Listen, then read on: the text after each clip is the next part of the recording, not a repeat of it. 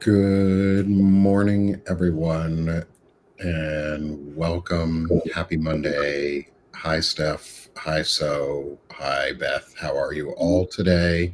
As we welcome people in on Substack, YouTube, and Twitch. Good morning, everyone. How are you?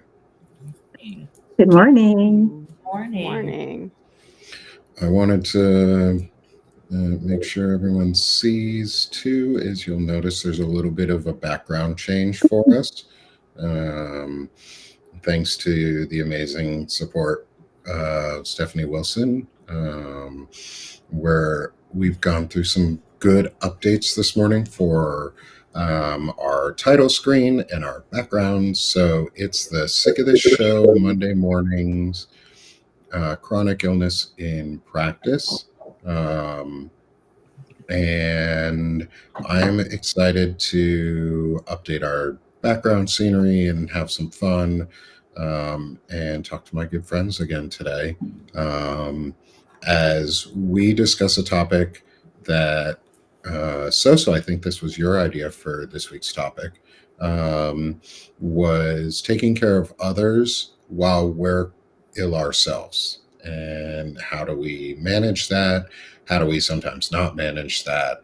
What does that look like? And how do we maybe learn some lessons from each other? So anyone too in the chat, feel free to chime in with if you have chronic illness and you are also sometimes taking care of others. It's always lovely to hear everybody else's stories too. And so good morning. How is everyone? And with that framing, how are you guys doing with life and possibly taking care of others while you're ill yourselves? So I'll hand that one over to you today, actually, first, because it was your show idea, rather than leaving it open-ended. So good morning, and I'll start saying hi in the chat and all the good things. Okay, well, hi everyone. I'm really glad to be here with you guys today, which is the reason why I wrote so I'm okay today, because you might not know, but the reason I'm also here with my dear sorry, lovely people here, Nick, Stephanie, and Beth, is because I have fibromyalgia, and sometimes I have really bad flares. And I had a bad weekend. I think I slept like 36 hours.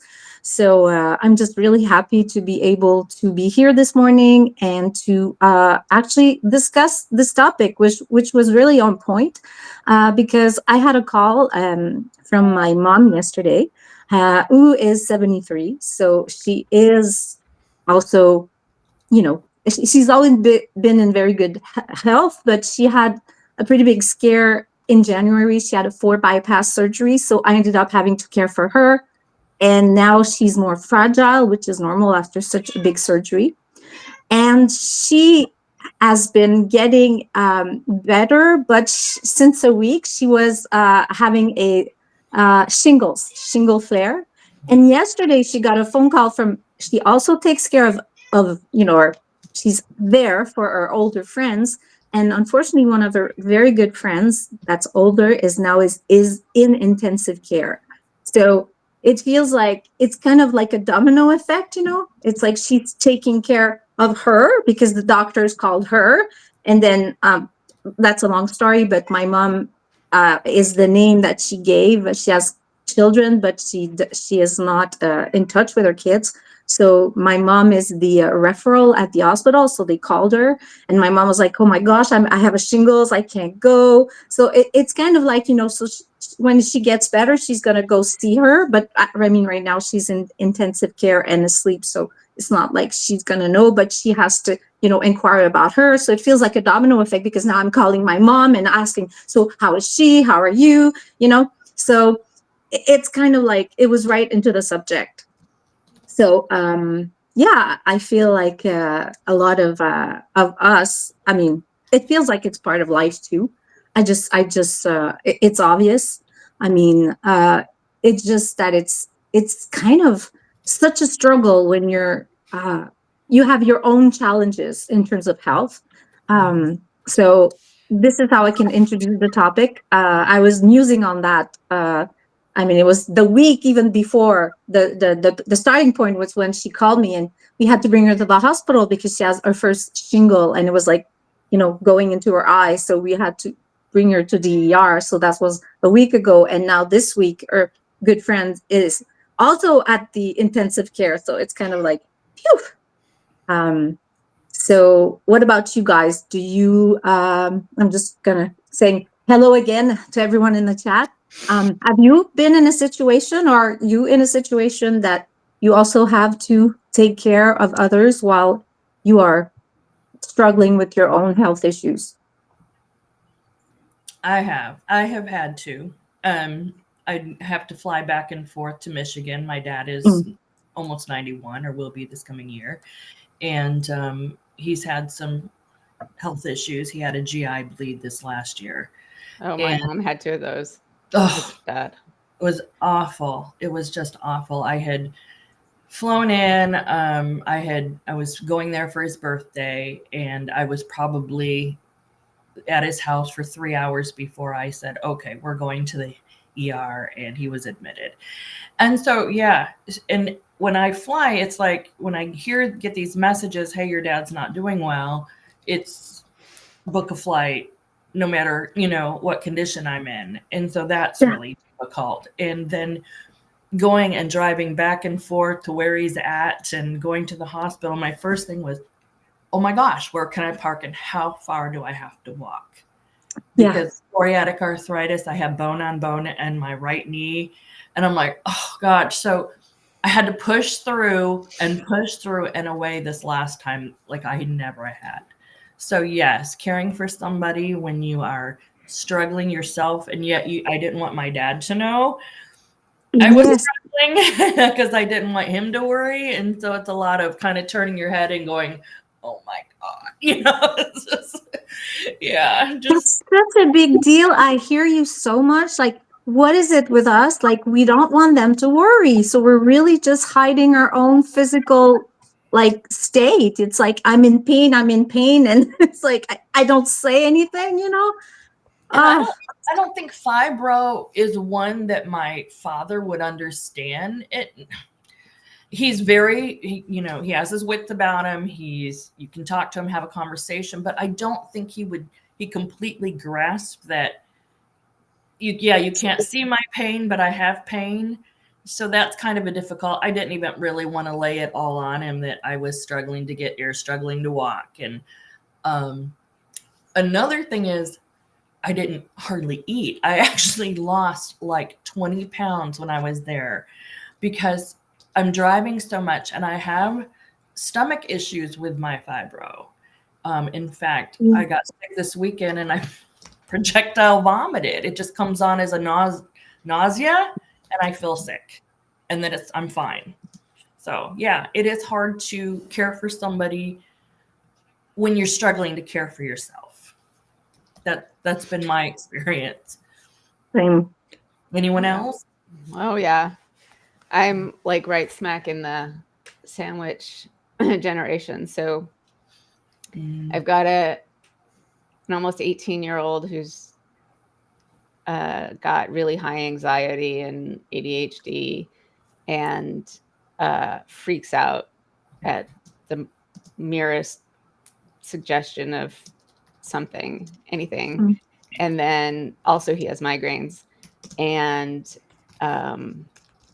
my parents, so I don't live near, like as you do. My mother is in DC, my father's in California, my in-laws are in Maine. So like mostly I get out of the having to care for them too much because like my brother's near my mother and my step siblings are near my father, and my in-laws are only 2 hours away, but we're going to move there next year. So but my mom also had 2 GI bleeds and she fell and broke her face basically. And like her occipital bone she broke within the last year. So yeah, it's been a lot, and mostly my brother does so much of it. But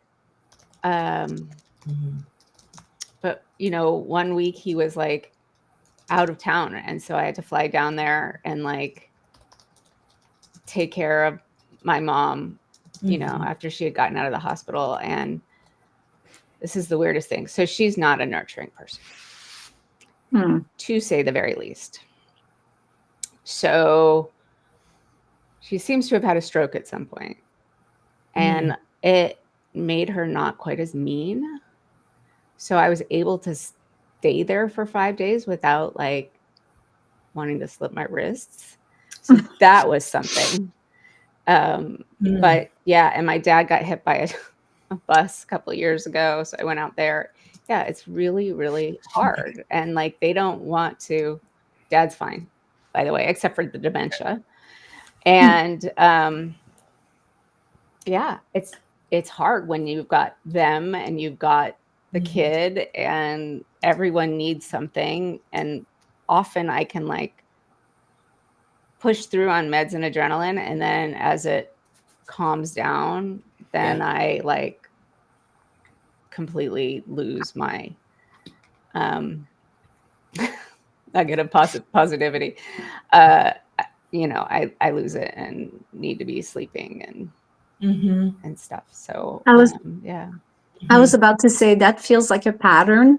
I don't know about what everybody thinks, but it's like you're not feeling good. Like, for example, like I have pain, so I'm like on Tylenol, I or whatever helps. And then it's like I push, and then when it stops, like it feels like it's less urgent, then I crash. That's kind of like yes. It's like in college. I don't know if you guys like were either had something big at work or like in college when you had like all these finals and you like managed to get through them and then like get sick the minute they're done, you know? Absolutely. I have done that forever. Yes. In fact, it's always like if I have went through in the past like a really stressful job interview or something, and I've landed the job and, you know, been through 3 interviews, I will start my job and get violently ill and have to miss work. It's whenever my body just seems to relax. I also have IgA deficiency, so there's a little piece of my immune system that's not quite functioning right. So I'm down for the count. Yeah. Oh, what does that involve? Sorry, I'm not sure I know the.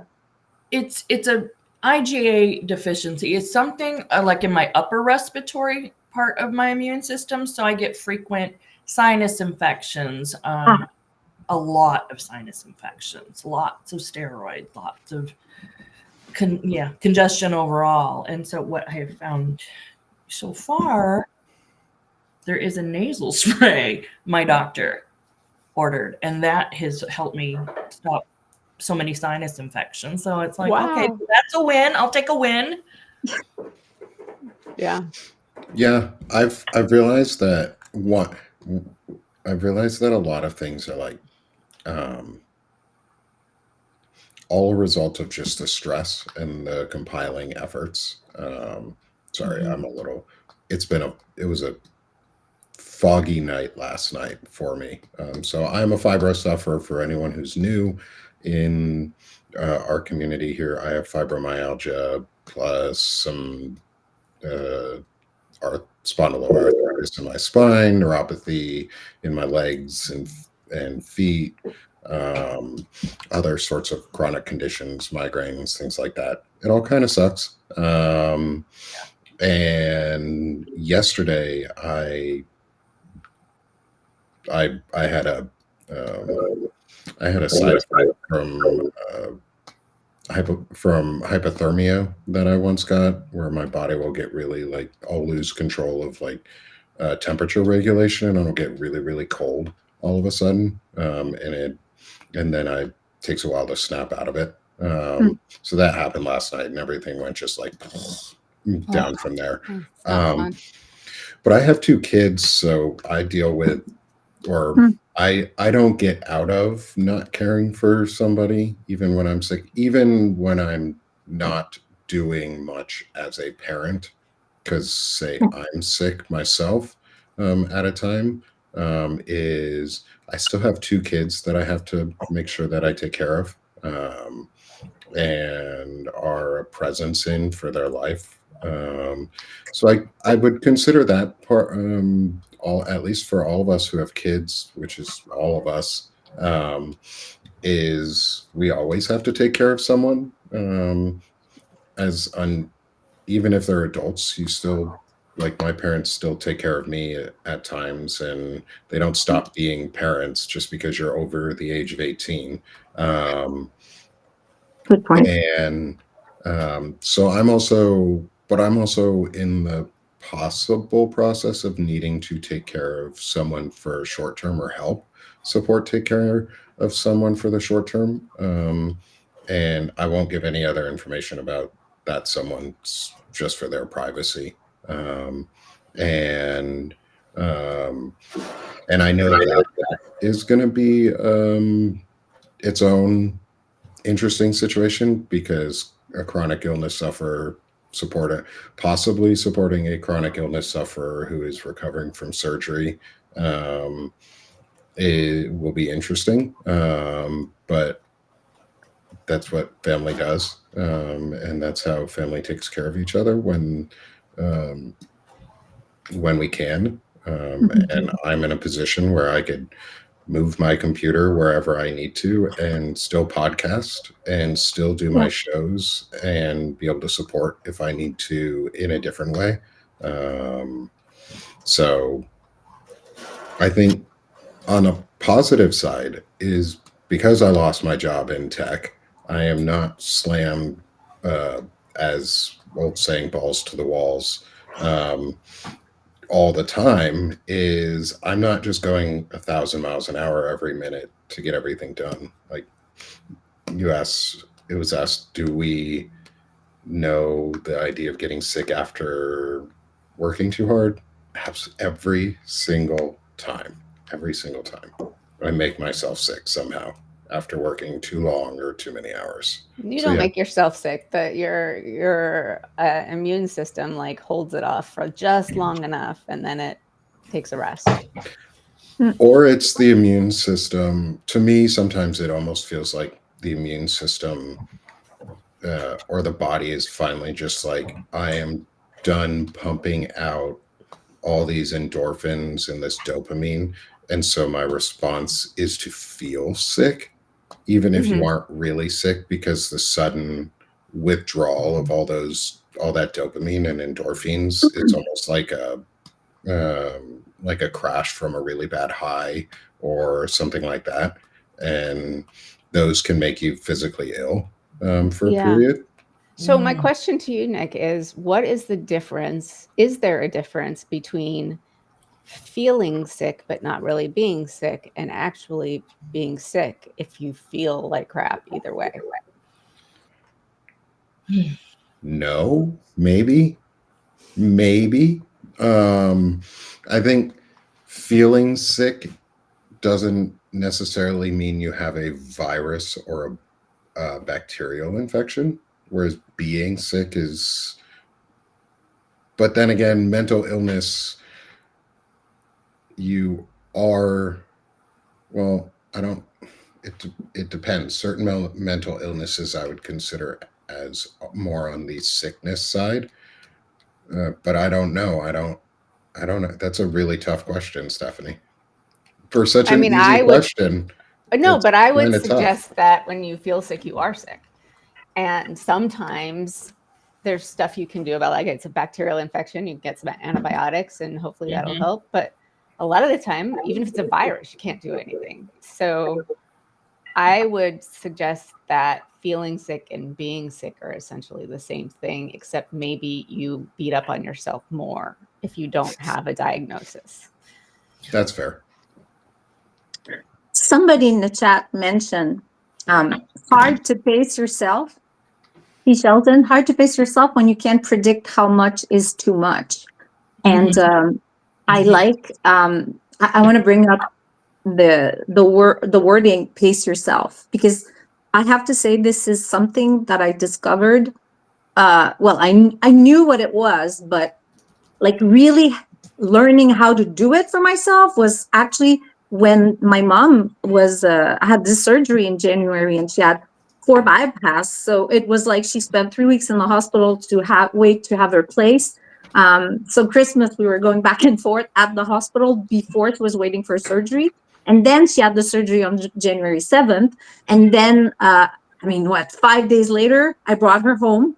I'm so happy that I did, though, convince her to come at my place, because it was so much easier for me to take care of her. I had an extra room, than just going and moving to her place. But so it was really like this focus on, okay, I have to take care of her. She's not even able to, you can imagine it's open heart surgery. So she wasn't even able to like pull herself up. And, so it was really like focus on her needs. Then what's like the most important thing that I have to do for myself right now? Well, eat, like that's about it. It's like, so, and then just whatever doesn't feel like it's an emergency, then just let it go, so pacing really also involved, with fibro, of course, a lot of physical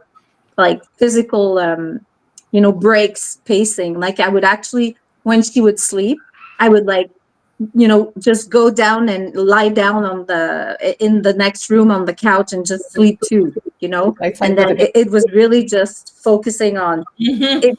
It's almost like you're bringing yourself to the same rhythm to the person. But yeah, anyway, so I find that pacing yourself is, it's hard to understand what it means. So I had to read about it and then I was like, okay, I need to apply it to the basic core of it, Well, we have in the chat too, is E. Shelton is saying counterintuitive, resting before you can't do otherwise. And I wish it was that easy. I wish it was so easy to just be like, yep, I need to stop and rest right now before I've gone too far.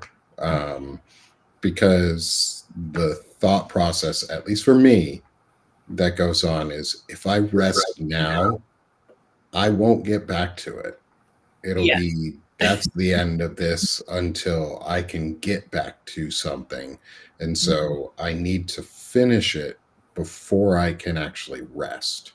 And if I don't finish it, I'm not able to rest. And I think part of that is a conditioning from just work culture. Like you have to complete tasks, or modern work culture anyways, at least for tech too, is that idea you have to get a task done before you're able to stop. And if you don't get it done, you're kind of a failure. So go get it done. And I think that permeates a lot of our society just as a normal cultural trend. But yeah, I think learning to be able to actually stop, as easy as it sounds, is really hard. Well, Nick, I think you have a very good point that it also has to do with the work culture and productivity, because I don't want to just blame it all on capitalism, but it's like you need to have a product and it has to go out, and if it doesn't, then you lose money. But if you look at the way that, like, for example, if you work in like social services, for example, you're much more likely to be understood in a way, like, but then still, if you want to be, if you want to have some time off, then most of it would be built around, you have to have a, medical diagnosis, you have to have like a doctor's notice, like, do you know what I mean? You still have to have a reason for not being able to just physically be there at work when it's like more than 3 days. So, well, I guess the reason I'm pointing that out is because, especially in my past work experience, well, if people don't know, right now I'm at home. I haven't been in the work field for about almost 6 years. And I don't miss that, having to justify the reason that I'm not at work. That I mean, but I can understand because the income has to come from somewhere, and I'm not excusing it. It's just the way it's done. The insurance will want to have some sort of I don't know. Do you know what I mean? Like I find it's very complex. Mm-hmm.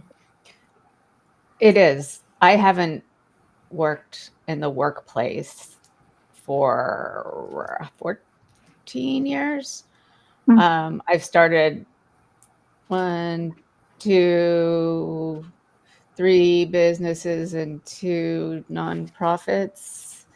And since then, but it was kind of all on my schedule. So that really helps. Like, I think one Friday when I was going to be going on the book club, like everything hurt. And I was just like, sorry, like, can't do it. In fact, from this show, which had a clip on LinkedIn, a friend of mine from when I was 17 saw it. She's not really on Substack, and we've been out of touch for at least 20 years. Saw it, contacted me because she's had vestibular migraine for 27 years. She didn't have any idea what I was going through, but the fact that we're here is I hope, I mean, that was one amazing thing that came from it. And yet the first time we were going to talk, I was completely flat out and had to reschedule. So like real life and fun life sometimes don't work together, And one of my businesses, like, sometimes it's like in-person workshops for 2 days, and I can't do that. I cannot. And so I have to let everybody else do their thing and then maybe come in for a little while. And it's really hard on the ego, but it's, I get that. It is hard. It is. Yeah, it was wonderful to connect. So I think forgiving yourself is a really big piece of it here. Because we can make ourselves crazy by saying, oh, I should have done that. I wish I had done that. I can't pull out of that. I have to do it this way. I have to do it that way. And I think for me, like learning to be more gentle with myself and try not to say things to myself that I wouldn't say to a friend. Yeah. Has helped in like radical acceptance, but there's also 25 years of therapy in there. So that has definitely been helpful. Sorry. Oh no, go ahead, Soso. Well, I just wanted to say something that quickly that just popped into my head the moment you said it, is how easy it is to blame ourselves, where the thing that I find we have to work on, that's the hardest, is not to, hit ourselves on the head, but tap ourselves on the back. Like that's what you would do to a friend, right? Like, you're there to uplift them. But why is it that when it's ourselves, our tendency is, I think like all of us here can relate, we're always like, oh, you haven't done this, or is it our parents? Is it the way we grew up? Probably, but I don't want to blame them. It's obviously something that we learned somewhere. I don't know if it's totally biological. Is that it? Like, are we as animals like saying like, you're not good, you're not this, you're not that? Somebody must have said that to ourselves somewhere. I know mine did, but anyways, I think we can unlearn that, but it takes a lot of time. So go ahead, Beth. Sorry, I didn't mean to cut you off. I'm like, oh, am I going to remember? No, I was going to say, that's the process I'm in right now, is because I've only been out of work 10 months. So I'm new to the process of trying to forgive and accept that this is where I'm at.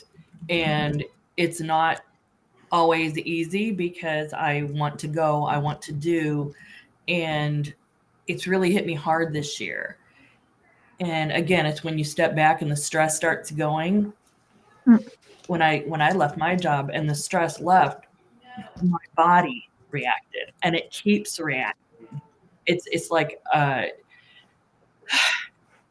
coming off of something, and it's just breaking down in ways I never expected. So I'm in just kind of the fight, keep going, keep pushing through, because I'm too young to not just keep going. So sort of. You're, as we say, you are only old when you think you're old. Right. I don't know. And Yeah, I don't know if I always right believe now. it. I don't know if I always believe it, because some days I feel really old. Like my body feels like it's really old. Oh yeah, I think we all get that. Like I feel sometimes like I'm 80 years old and I'm not even 50 yet.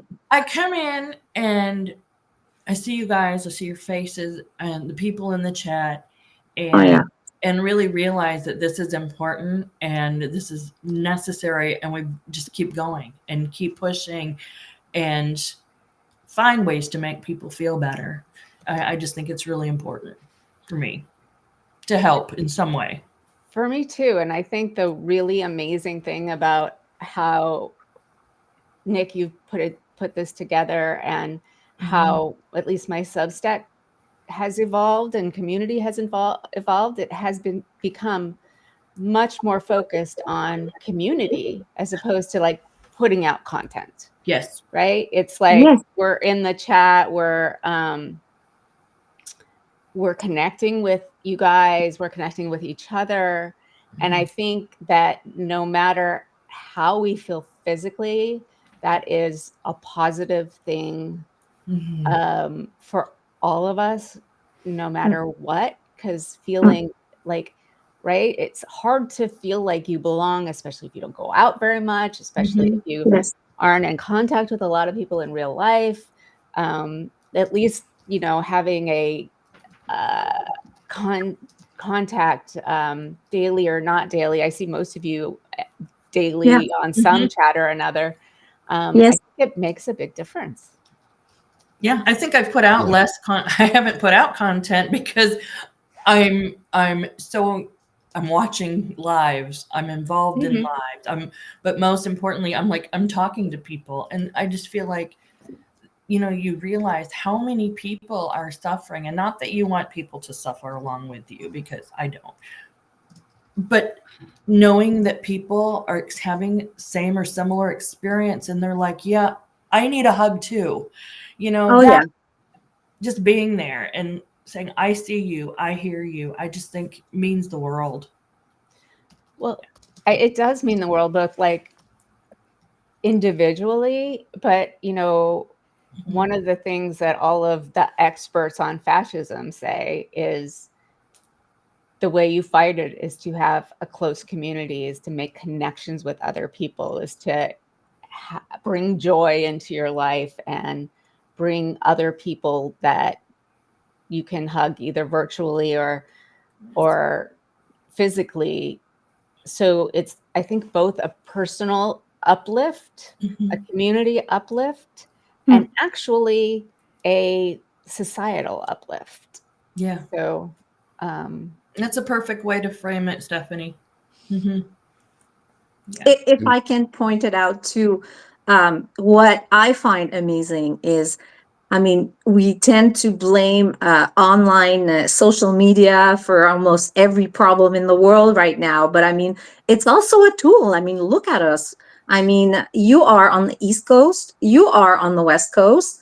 You're lost somewhere, Nick, down there. I'm in the And center. I'm up in Canada. I'm Look at us. We're I'm just teasing you, but we are, we're getting to be a more global community too. Right now, let's call it a North American community, but I'm just so intrigued to hear about what other people are, if we can unite right here on our own continent, and stop this insanity that's going out. I'm sure people say to each other, sometimes just don't read the news today if you're not feeling good, because you don't want to, feel depressed and whatever. But I mean, There's- this is a Mhm. good side, I find, of the There's community times on I just have social to media. walk out of the, chat, just leave the, watching a live and just going, oh, I can't see any more of this, at least Yeah. for an hour, walk away for a little bit, because it's all, gosh,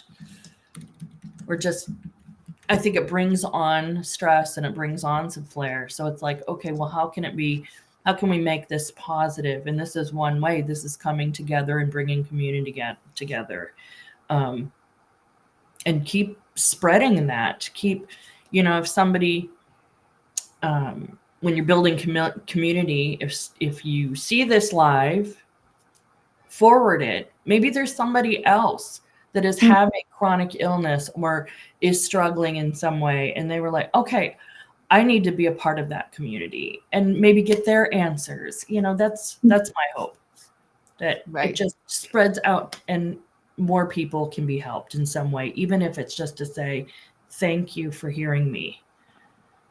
And Sorry, Yeah.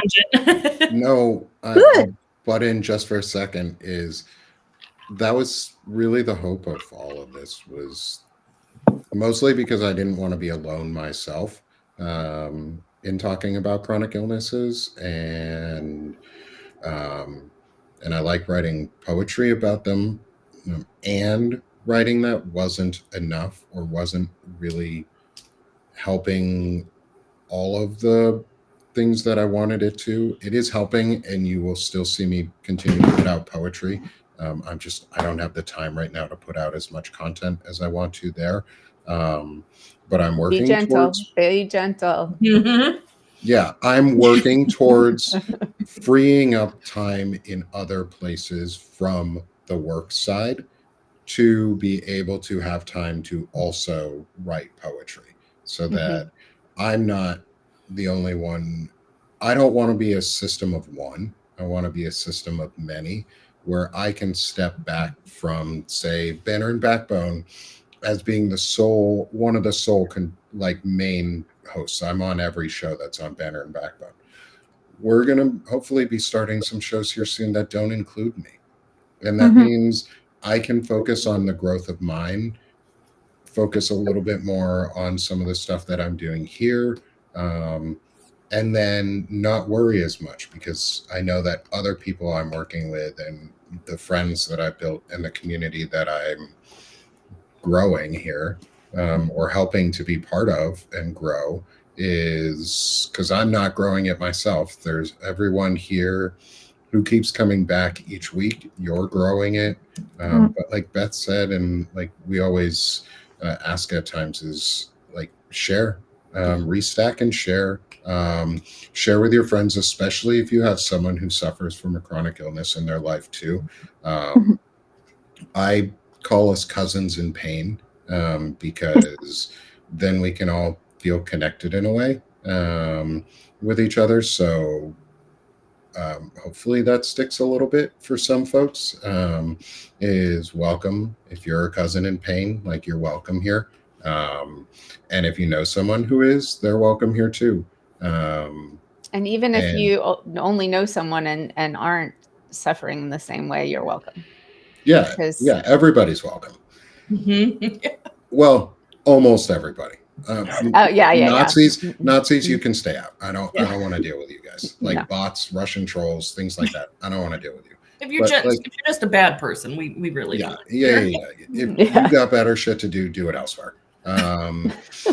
We're here to talk about community building on disability issues, and I know one of our friends in the chat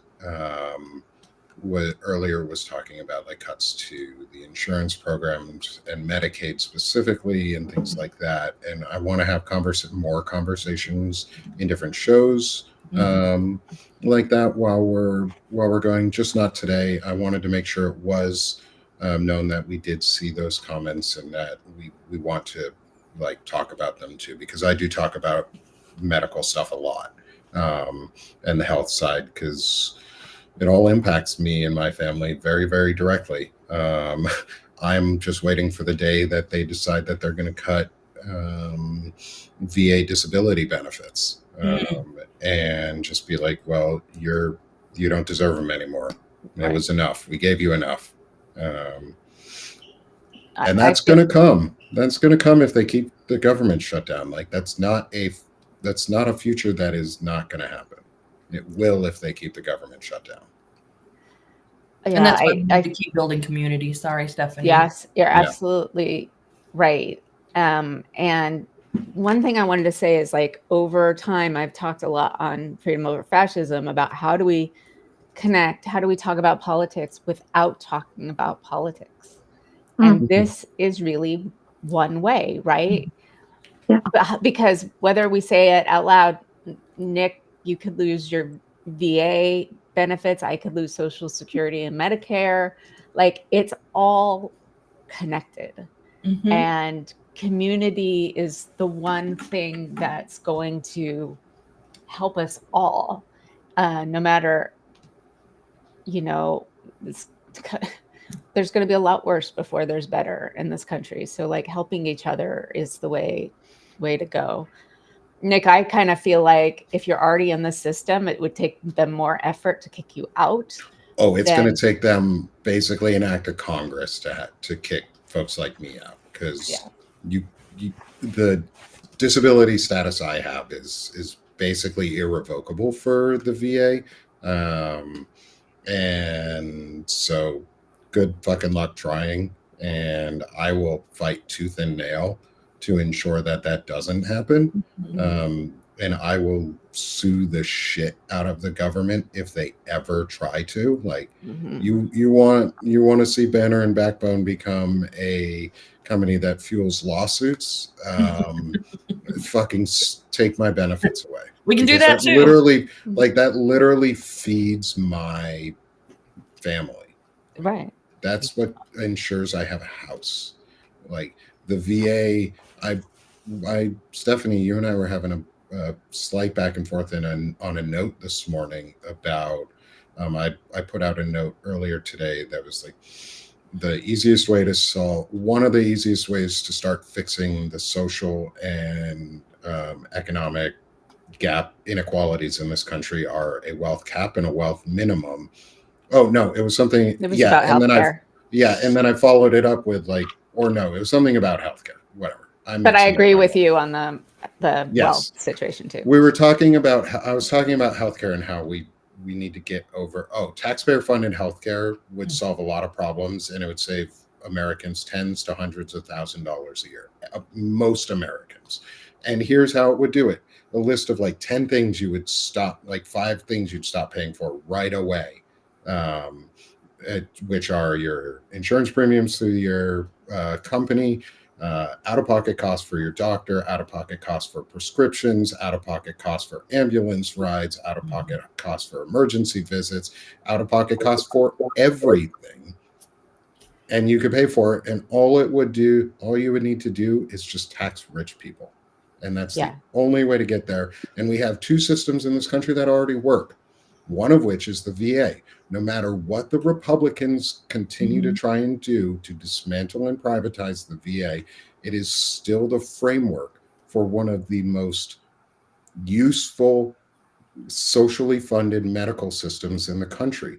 It is the leading provider of research in this country and training for young providers. Everyone has to do a rotation. All the doctors in their training have to do rotations at the VA. Yeah, and they have specialized care at the VA that you don't get anywhere else. Burn pit care and investigations for toxic chemicals and the links to cancers. I had a friend go from healthy to dead in 6 months. Oh God. So, and the VA is the only reason we know like what type of cancer and how that cancer got caused, and why the rest of us got access to the PACT Act, because that type of cancer was spreading and they needed to understand it better. And federal funding, that's our taxpayer dollars at work. I want everyone to have access to that. I get unlimited mental health care visits a year, unlimited, through the VA. Nobody else gets that. Why? Well, I mean, I pay so I'm on Medicare.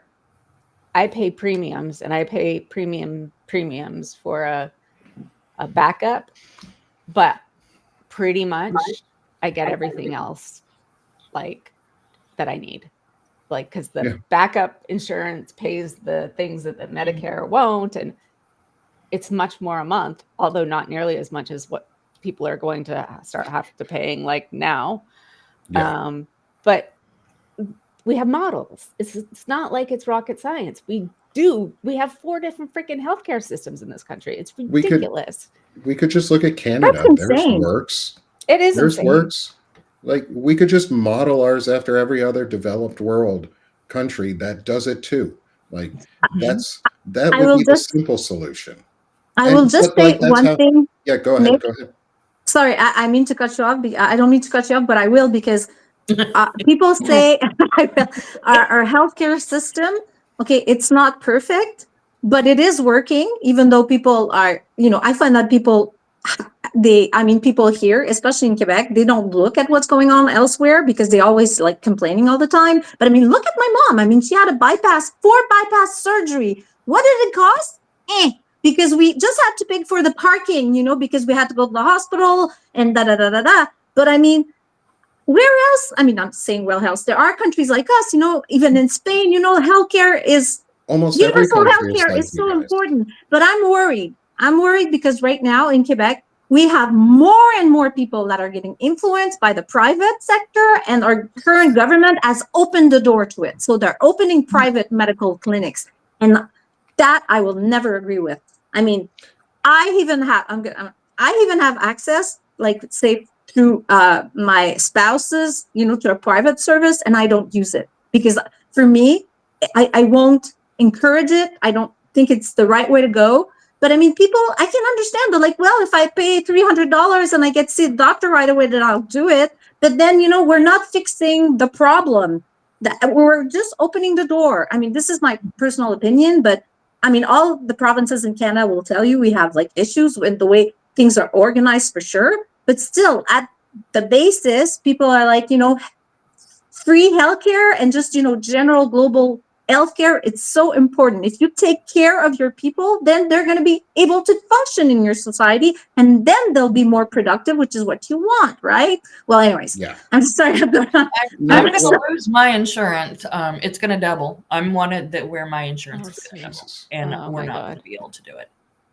So, how do we call ourselves the richest fucking country in the world? I don't know how we're because there are 4 people that have all the money. Yeah. It's not true. 4, seriously. Yeah. Between Bezos, So here's an Zuckerberg, idea. Musk, and Ellison. That's where all the money is. Yeah. So here's an idea: is we tax rich people. Here's an even simpler idea: is we tax everybody over $100 million in income, personal income, and then we set a separate corporate profit amount based on the number of employees you have, and actually is a percentage yield off the number of employees. It's like, we could really easily do this. If I'm coming up with these ideas, that means an economist has come up with an idea somewhere and been like, nah, this is too easy to implement. Let's do the more fucking complicated way. Let's make you pay to give us your taxes when we already have all the freaking information. Yeah. TurboTax and whatever other tax companies and H&R Block who pay to ensure that we have a complex tax system so that they get money. They're the health insurance companies of the tax system. That's what we should be treating them as. They're leeches on our society. The easiest way to pay for taxpayer funded healthcare, and I'm going to continue to call it taxpayer funded and not free, because it's not fucking free. It is taxpayer funded universal health coverage. We just need to tax a 99% effective tax rate on anything for individuals over $100 million. And that's just an arbitrary fucking number. I'm just arbitrarily saying, hey, rich people, you can keep up to 100 million of your dollars, but everything after that, reportable income of any sort, guess what? It goes back into the system, and it pays for universal basic income. It pays for universal healthcare services and other things like that, where instead of pushing people down and making us sicker and worse, and then increasing the burden on the healthcare system, which then makes it more expensive because less people are paying into it, and then you have to pay more into it yourself to be funding all the people who are now no longer insured and are still using the system. It's almost like it's a catch-22. The less people who are there paying for it, the more you have to pay. Right.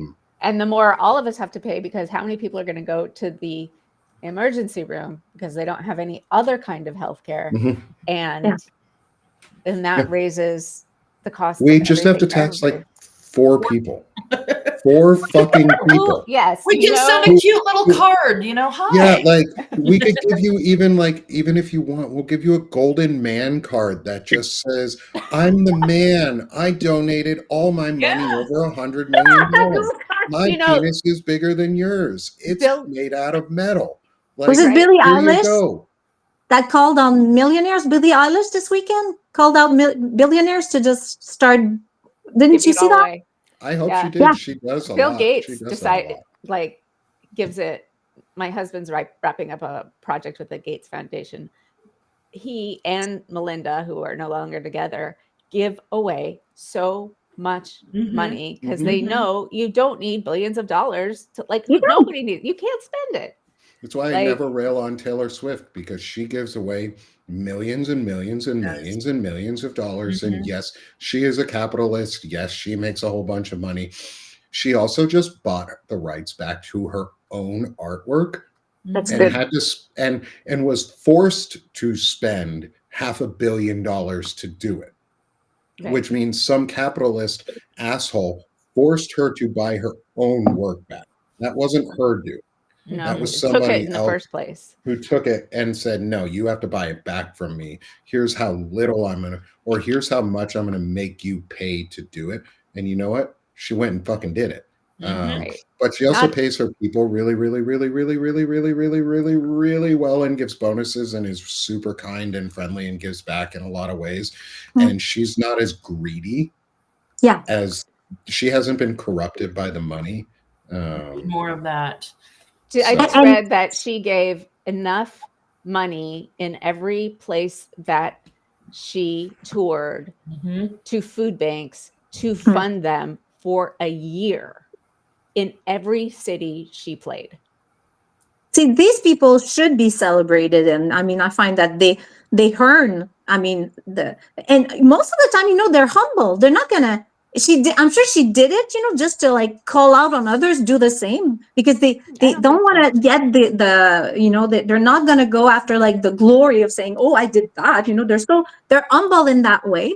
I mean, and how many of these people, I'm saying these people, the people that we don't necessarily know about, also use their money to take care of their family, I mean, I don't know there. I was just, I was listening, I don't know you like him or not, but I was listening to a podcast with Anthony Scaramucci and Katie Kay there, called The Rest is Politics. And I find he's really funny. I mean, you may like him or not, but at one point he was talking about how, I'm sure he takes care of his mom, some cousins, I mean, the guy's a billionaire and, he's not, so maybe it's not the perfect example, but I know, we're talking about taking care of each other. It's not just about, taking care when they're ill. It's also sometimes giving back, because it's not everybody who will either have the luck, will have the brains, or will have the physical capacity, or all at once. So maybe wrapping this into part of our show discussion as we reach the top of the hour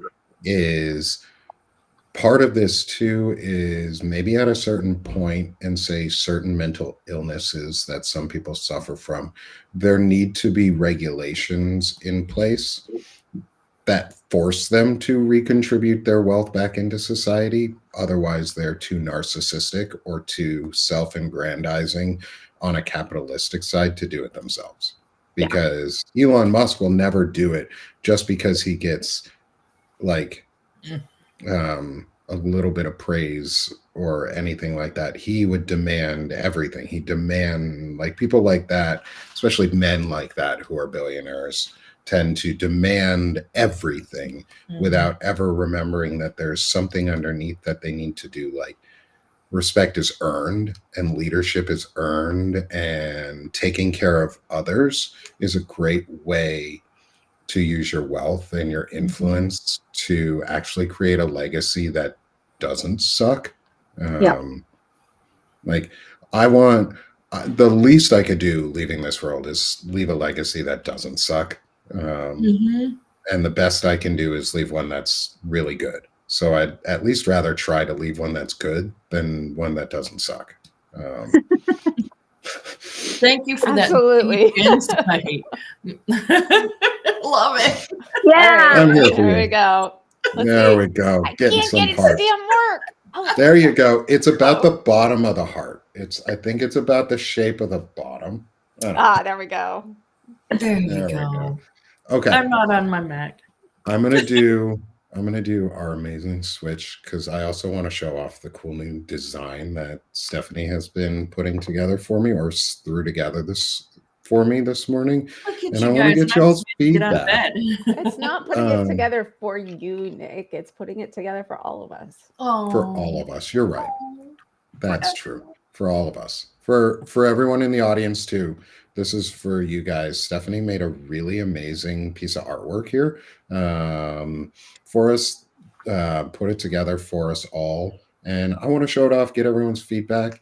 And if we like it, or if we love it, we're going to keep using it. And it's going to be fun because I like it a lot. So I'm glad you do. this is the new reimagined Sick of This Shit Publications logo for today.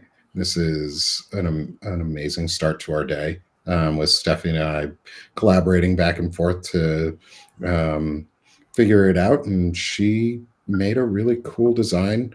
I'm really enjoying it. Plus, we have our new chronic illness in practice in the bottom, whole new background. So all that great stuff. But I'm going to hand it over to all my friends here. Starting with, we're going to go Stephanie, then Sosa, then Beth to close it out. And then I'll hop back on here at the very end to close out and say goodbye to everyone. So thanks, Stephanie, for the new design for Sick of This Shit Publications, as well as join me. We've got a 50% off sale for November to start the month off.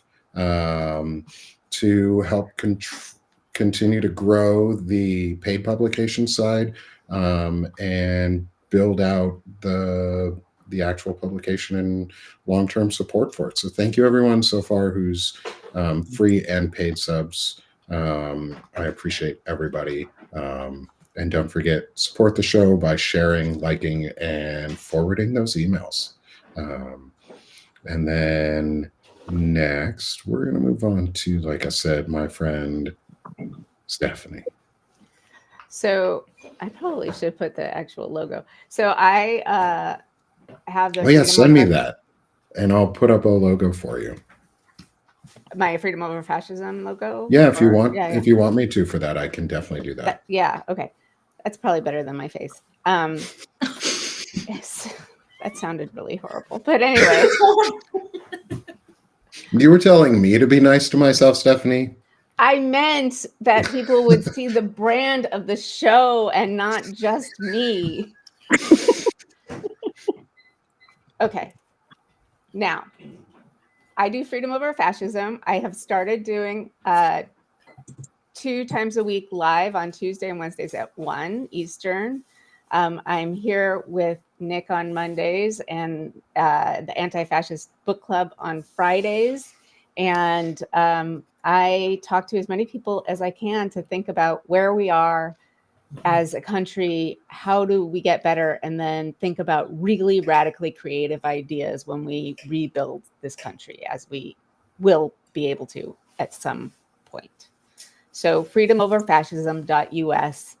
Come see what I podcasts, and I write stuff too, which I did this weekend because when it comes out, it just like bleh, comes out in writing. That was very nice, I know. Nothing wrong with a little word vomit for the morning.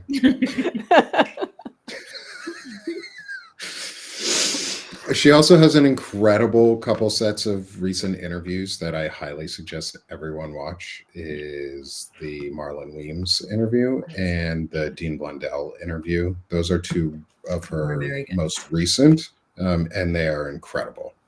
So listen for the audio only ones if you want, and or watch the video ones. They're both great. I would highly You suggest. can also read the transcript if you don't like either of the others. So, and also my conversation with the Contraband Wagon, Will Fullwood.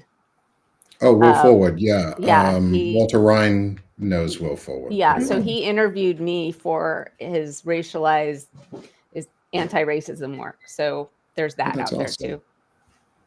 That's amazing. I'll have to watch that interview. It's sadly close to 2 hours, but you don't have to watch the whole thing. Speed and a quarter, speed and a half. There you go. I've got time. All right, so my friend. Oh, okay. Well, okay. What am I supposed to say? Who am I? What is this? Where are we? What are we doing? Yeah, what am I doing? Okay. So I'm Soso. I live in Quebec. I'm so glad to be on Substack. I am actually still figuring out what I want to do with my Substack. I am right now, and always will be more interested into people, nature, connections. I think that's about it. I started doing lives back in May.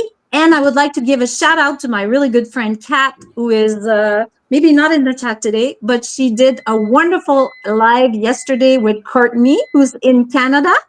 And I will put on her link in the chat because I do also go with her sometimes on Thursday evenings with our therapist, Dr. Litton, and we do discuss psychology because if you don't know me, I have a master's in psychology, but I just don't practice anymore because I'm interested in other stuff.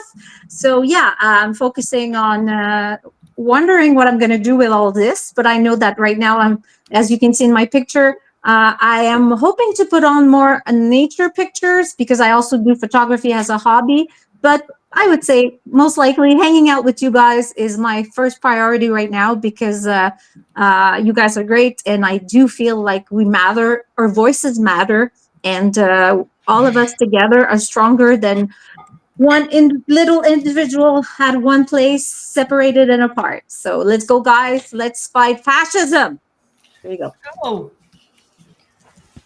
And before I get too distracted on other things, let me switch over. Beth, my friend.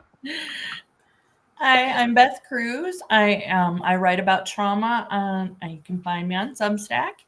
I am here every Monday with this beautiful group of people and all of you, and really finding that beyond becoming a chronic illness warrior, I'm, here fighting for our country. So glad to be here. Glad you're with us. Glad to be here. Oh, Stephanie got it this time. She did. Thank you. Thank Appreciate you, Beth. everyone. Thank you, Soso. Thank you, Stephanie. Thank you, everyone there in we the go. chat. Oh, I was like, what are we doing? Nice. I think there's a way to make it rain, but I'm not quite sure. Yeah, I don't know how to do that either. I don't know how I to need make to it rain. I need to interject. Okay. Please, people, shout out to Nick because Nick has been putting this Yes.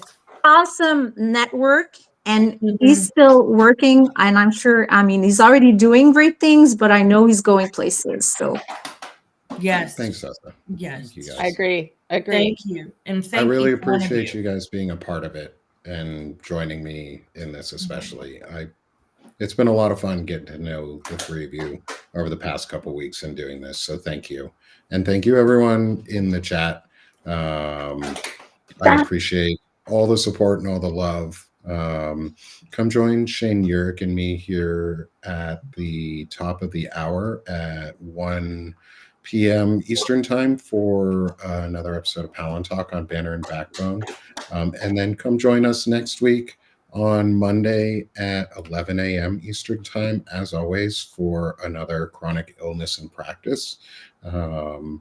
as the four of us come back together, and we'll figure out a new topic for next week and where we go. And thank you everyone for the love and support. We will see you all soon. And as always, let's stop being sick of this shit and let's start doing this shit. Have a great one, y'all. Bye.